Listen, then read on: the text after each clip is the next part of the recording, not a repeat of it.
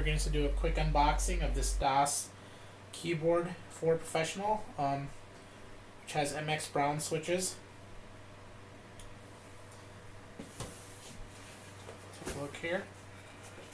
So inside the box we get packaging, and as you can see here is the keyboard. Got those nice MX Brown switches. Little styrofoam on the sides.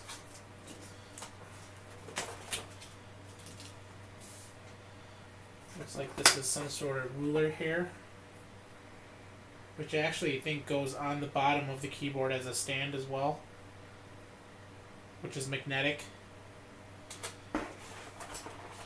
So here we go. In the box we got the keyboard, which has got a nice solid build to it.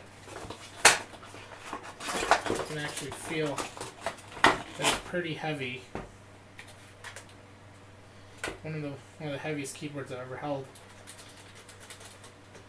And then we just have some paperwork here, and that's about it. If you wanted to see, this I think sticks onto the bottom right here.